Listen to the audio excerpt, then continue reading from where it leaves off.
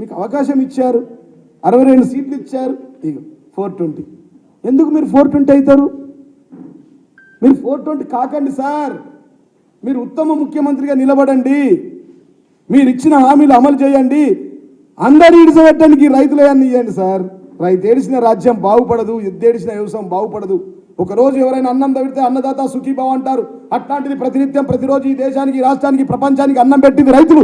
ఆ రైతులను ఆదుకోండి అయ్యా అంటే పొద్దంతా గాళ్ళు జైన్ అవుతారు, గీళ్ళు జైన్ అవుతారు, గీళ్ళు మాట్లాడతారు. గిది ఈ అవినీతి మీద మేము చాలా సీరియస్గా ఉన్నాం. పెద్ద ఎత్తున దీన్ని తీసుకుంటాం. హైకోర్టు పోతాం, సుప్రీంకోర్టు పోతాం, ఈడీ డైరెక్టర్ కంప్లైంట్ ఇస్తాం, సిబిఐ కూడా ఇస్తాం, అట్లనే కేంద్ర వ్యవసాయ శాఖ మంత్రి కూడా ఇస్తాం. తయారు చేసిన లెటర్లు మీకు చూపిస్తా. ఇప్పుడు ఇవి మీకు పంపిస్తాం. మొత్తం నీట్గా లెటర్స్ అన్ని పంపిస్తాం అతి తొందరగా. కాబట్టి ఇక నేనేమంటున్నా అంటే, ఆయన గురువేమో ఆంధ్రాలో ఉన్నాడు చంద్రబాబు, అల్లుడు భీమవరం. మమ్మల్ని పరేషాన్ చేయకు. ఇక్కడనేమో పైన నుంచేమో బటన్ రిమోట్ సిస్టమ్ అంతా రాహుల్ గాంధీ. ఈయన కంట్రోల్ ఇక్కడ లేదు. పక్కన చంద్రబాబు గారు ఒక రిమోట్ కంట్రోల్, భీమవరం అల్లుడి దగ్గర ఒక రిమోట్ కంట్రోల్, ఇక్కడ కేంద్రంలో అదొకటి. తర్వాత బడేబాయి మాషాల్లా, చోటేబాయి సుబానల్లా. బడేబాయి అని ఇప్పుడు ఎవ్వరంలే. ద్వంద్వ నీతి. రాహుల్ గాంధీ ఏమో పార్లమెంట్లో ముద్దిస్తాడు, ఈయననేమో బడేబాయ్ అంటాడు. ఆయన అదాని వద్దు అని రాహుల్ తిడతాడు, ఈయన అదాని బుద్ధని అదాన్ని కలుస్తాడు. ఏం ద్వంద్వ వైఖరి అండి. అదే కాంగ్రెస్ వాళ్ళు వాళ్ళ యొక్క 23వ page, my dear friends, 23 manifesto కొత్తది, 5 న్యాయ్ 25 గ్యారంటీ. చూసిరా సార్? ఇది కొద్దిగా దగ్గర పెట్టుకోండి, జూమ్ కెమెరాలు మార్చుకోవాలేమో, పాత మోడళ్ళు ఉన్నాయి. కొత్తయేనా? లేకున్నా చెప్పండి కొత్తగా. ఈ మళ్ళీ ఇత్తార్లో పెట్టి దగ్గర నుంచి తీసి ఇవ్వండి, లేకపోతే ఉల్టాసి. 13లో ఏమని చెప్పారంటే సార్, వి ప్రామిస్ 23వ పేజీలో మేనిఫెస్టోలో 13వ అంశం, we promise to amend the 10th schedule of the constitution and make defection leaving the original party on which MLA or MP was elected automatically disqualification. 10వ షెడ్యూల్ మారుస్తారట. మరి ఏంది సార్? అదే తుక్కుగూడలో అక్కడనే దానం నాగేందర్ గారు ఉన్నారు సార్, తెల్లం వెంకట్రావు గారు ఉన్నారు, కడియం కావ్య గారు ఉన్నారు. ఇదేంది సార్? మరి ఈ అవినీతి పరులను ఎందుకు చేర్చుకుంటున్నావు సార్? ఈ కోడిగుడ్ల రంజిత్ రెడ్డి ఎందుకు సార్ ఈ భూ ఆక్రమణలు 1000 కోట్లు ఇక్కడ సంపాదించుకొని మాకు చెడ్డ పేరు తెచ్చిండు? ఈ రంజిత్ రెడ్డిని ఎందుకు చేర్చుకుంటున్నావు?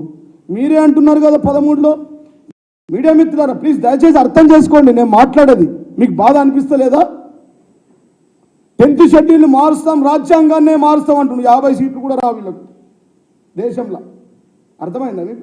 రాజ్యాంగాన్ని మారుస్తారట. ఈయన ఏమంటాడు? ఆటోమేటిక్ డిస్క్వాలిఫై అంటున్నాడు. మళ్ళీ రంజిత్ రెడ్డికి, మా దయాకర్ రావు. అసలు ఈ జాతీయ పార్టీలు అంటే వీళ్ళకి ఏమో సిగ్గు శరం ఉందా? ఇలా అభ్యర్థులంతా మా వాళ్ళే. ఆదిలాబాద్లో నగేష్ నుంచి ఈటల రాజేందర్ మల్కాజ్గిరి వరకు, ఇక్కడ రంజిత్ రెడ్డి నుంచి ఏం సార్ పసునూరు దయాకర్ గారండి, వెంకటేష్ నేత అండి, ఎంపీలను జాయిన్ చేసుకున్నారు. సిగ్గుశరం. ఇదేం సార్? మరి ఆటోమేటిక్ డిస్క్వాలిఫై అవుతాడా? మరి రంజిత్ రెడ్డి ఇప్పుడు డిస్క్వాలిఫై అవుతాడా? మరి సిగ్గుండాలి కదా పోటీ అయ్యేందుకు. అవినీతి చేసి, మక్కల దందా చేసి, భూముల దందా చేసి, భూ ఆక్రమణ దందా చేసి, ఫాదర్ ఆఫ్ ద చీటర్స్ వీళ్ళు. ఏం తక్కువ చేసామండి రంజిత్ రెడ్డి గారికి? కోళ్ళు అమ్ముకున్నాను, గుడ్లు అమ్ముకున్నాను తీసుకొచ్చి ఎంపీ చేసినాం, మెంబర్ ఆఫ్ పార్లమెంట్ చేశాడు. చెప్రాస్ కూడా కాదు వాడి జీవితంలో, చెప్రాస్ లేదు పదవైనకు. మేము తీసుకొచ్చి గౌరవ ముఖ్యమంత్రి కేసీఆర్ గారు దగ్గరుండి పార్లమెంటుకు పంపిస్తుంటే, పార్లమెంటుకు వెళ్ళి కృతజ్ఞత ఉండి రోజు పొద్దున కాళ్ళు మొక్కి, నువ్వే దేవుడు సార్, నువ్వే గురువు, నువ్వే నా ఫాదరు, నా కన్న తండ్రి కంటే గొప్ప అని చెప్పి, మధ్యాహ్నం కేటీఆర్ కాళ్ళు పట్టుకొని అడ్డగోలుగా మా పేర్లు చెప్పి అవినీతి చేసి, అక్రమ దందాలు చేసి, వీళ్ళు ఎందుకు పోయినారు నీ దొంగలు? ఈ బ్లాక్ మెయిలర్స్ ఎందుకు వెళ్ళారు చెప్పండి? ఏం భయము? ఎక్కడ తీసి ఎక్కడ జైల్లో నొక్కుతాడు అని చెప్పి పోయారు. మరి వెళ్ళద్దు అని ఏం చేశారండి? కడియం శ్రీకి ఏం తక్కువ చేశామండి? డిప్యూటీ సీఎం ఇవ్వడం తప్పడా ముఖ్యమంత్రి గారు? ఢిల్లీలో ఎంపీ ఇవ్వడం తప్ప ముఖ్యమంత్రి గారిది? 2 సార్లు ఎమ్మెల్సీ ఇవ్వడం తప్ప ముఖ్యమంత్రి గారు చేసే తప్పు? తన బిడ్డకు ఎంపీ సీటును ప్రకటించడం తప్ప? అత్యంత విశ్వాసం గల వ్యక్తిని మొదటి సీటు రంజిత్ రెడ్డి అనేటోడికి ఇవ్వడం తక్కువ? విశ్వాసఘాతకుడు, తిన్న ఇంట్లో ఉంచేటోడు, తిన్నింట్లో బాత్రూమ్ పోయేటోడు, అన్నం తిని అక్కడే ఉంచిపోయే నాయకులు ఉమ్మేటోళ్ళు వీళ్ళు ఏం చేశారండి? మహేందర్ రెడ్డికి 2 సార్ల మంత్రి, టీడీపీల మంత్రి, మా దాంట్లో మంత్రి, కడియం టీడీపీల మంత్రి, మా దగ్గర మంత్రి, మళ్ళా మంత్రి, మళ్ళా ఎంపీ. ఈయన ఇక్కడ అక్కడ కోల్ సార్. ఈయన డాక్టర్ రంజిత్ రెడ్డి కాదు. ఈ రంజిత్ రెడ్డి అనేటోడు కోళ్ళకు సూదులు ఇచ్చేట రంజిత్ రెడ్డి. కోళ్ళ దానా అమ్ముకుంటుండే, దానా అమ్మి వాళ్ళ దగ్గర నుంచి భూములు గుంజుకున్నాడు. ఒక 300-400 ఎకరాలు భూములు గుంజుకున్నాడు. చాలా మందిని చీటింగ్ చేసిన. ఒక లిస్టు పెడితే 20 లిస్టులు అత్త, దాంతో కూడా లిస్టుతో కూడా వస్తాను నేను తొందరలోనే. చేవేళ్ళ ప్రజలు, ఈయన ఊరు కాదు, పల్లె కాదు. ఈయన ఎక్కడండి ఊరినది?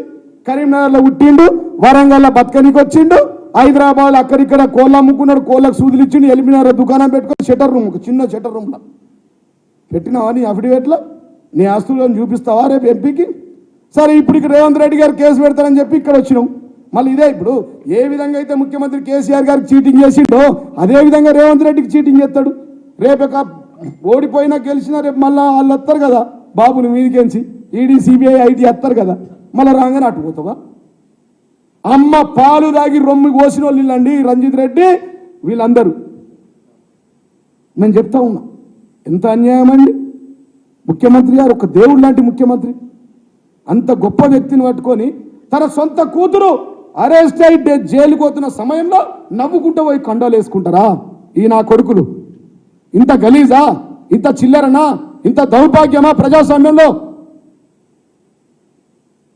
కాబట్టి ఒకవైపు చేరికలు ఇవన్నీ ఇడిసబెట్టు రేవంత్ రెడ్డి గారు, పని చేసుకో, మంచిగా పాలన చేసుకో. వాళ్ళు అంటారు, బీజేపీ వాళ్ళు అంటారు, మేము అంటలేము, శ్రీనివాసరెడ్డి గారు అంటలేము, నేను అంటలేము. టచ్ చేసి చూడండి, 48 గంటల్లో ప్రభుత్వాన్ని వడగొడతా అన్నాడు. ఎవరు? మహేష్ రెడ్డి, ఈయన వెంకట్రామరెడ్డి చెప్పలేం సార్, మహేశ్వర్ రెడ్డి అన్నారు.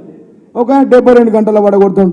ఇక్కడ కుంభకోణం జరిగింది కదా, అంత పోటుగాడి మొనగాడి అయితే, నువ్వు ప్రతిపక్ష నాయకుడు అయితే, మీ పిసిసి మీ బీజేపీ అధ్యక్షుడు కిషన్ రెడ్డి గారు అయితే మీరంతా వైకి చేయండి. బండి సంజయ్ దమ్ముంటే తోడగొడతాడు, ఊకనే తోడగొడతాడు, ఎవరు లేని చూసి ప్రజలను కూడా తోడగొడతాడు. ఈ అవినీతి ఏదైతే ఉందో ఈ అవినీతి మీద ఖచ్చితంగా బీజేపీ స్పందించాలా, మేధావి వర్గం స్పందించాలా, న్యాయవాదులు స్పందించాలా, అవసరమైతే హైకోర్టులో న్యాయ పోరాటం చేయాలా. ఇది ప్రజల సొమ్ము. ఇది మొదటి స్కామ్. ఇది స్కాముల పాలన, ఇది స్కీముల పాలన కానే కాదు. రైతులు నేర్పించిన ఎవరు ముందర వాళ్ళే. చంద్రబాబే ఉదాహరణ, కరెంట్ అధ్యయన సమయంలో మొత్తం కాల్చి చంపితే ఖతం అయిపోయారు. కాబట్టి మీ అందరికీ నేను ఒకటే, ఇది కాంగ్రెస్ నేతల, యువ నేతల పరాకాష్ట. ఇంకా చాలా అయింది. ఇప్పుడు ఎవరి వాళ్ళకి రాసిచ్చేసిండు, 6 ముఖ్యమంత్రులకు, మంత్రులు కానోళ్ళకి రాసిచ్చిండు. కాబట్టి ఈ ధనసేకరణ మీద మీరు ధ్యానం పెట్టండి. 7,249 కొనుగోలు కేంద్రాలు తీసుకురండి, రైతులకు డబ్బులు వెంటనే చెల్లించండి, ఈ అవినీతిని అరికట్టండి, రైతుల పక్షాన నిలవండి. నేను రైతు అని చెప్పి పాదయాత్ర వేసి పచ్చ తువ్వాలు చుట్టుకుంటూ ఇదేనా నీ రైతు?